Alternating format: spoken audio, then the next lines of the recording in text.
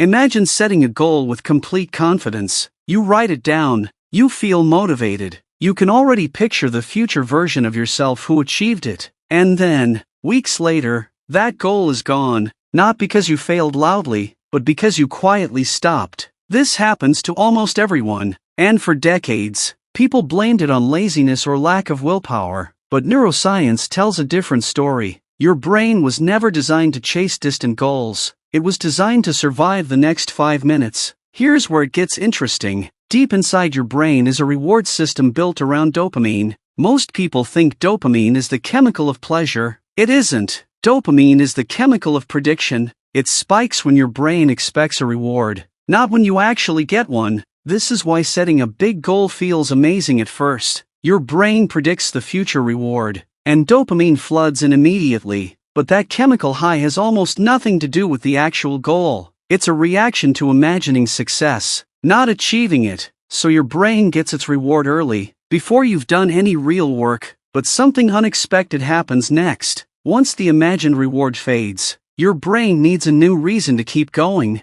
And daily, repetitive effort doesn't naturally produce dopamine the way imagination does. Writing a business plan feels exciting. Actually doing the unglamorous tasks behind it, day after day, does not. This is one reason so many people are addicted to starting, but not finishing. Researchers studying goal pursuit found something else that explains this pattern. It's called the goal gradient effect. Your motivation doesn't stay constant. It increases the closer you get to a finish line. A delivery driver speeds up near the last few stops. A student studies harder the night before an exam, not weeks before. But here's the problem. At the beginning of a goal, the finish line is nowhere in sight. So motivation stays low exactly when you need consistency the most. Most people interpret this dip in motivation as a sign something is wrong with them. It isn't. It's a wiring issue, not a character issue. There's another reason goals quietly die, and it has nothing to do with effort. It has to do with identity. Psychologists have found that people don't just pursue goals, they pursue a version of themselves. When your daily actions don't match the identity you're trying to build, your brain experiences something close to internal conflict.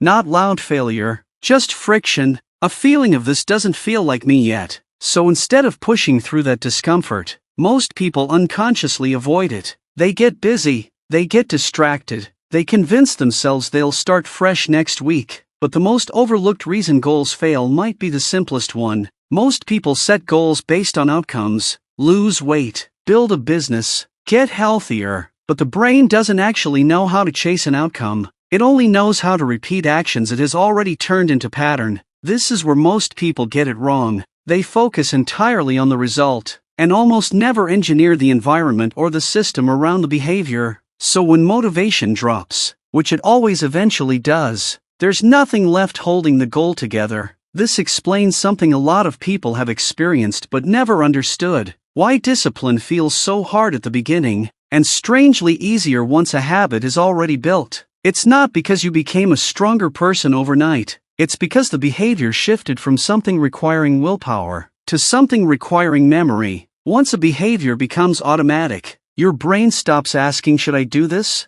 and starts simply doing it. That shift is the entire secret behind people who seem effortlessly consistent. They didn't get more disciplined, they got better at building systems that didn't depend on motivation at all. So if you've ever felt like you lack willpower, you probably don't have a willpower problem. You have a system problem, and a brain that's reacting to dopamine exactly the way it evolved to. The people who reach their goals aren't the ones who feel motivated every single day. They're the ones who built a structure strong enough to survive the days they don't. If this changed how you see your own goals, there's a lot more about how your mind quietly shapes your decisions, your habits, and your future. Subscribe, because understanding your own brain might be the most useful thing you ever learn.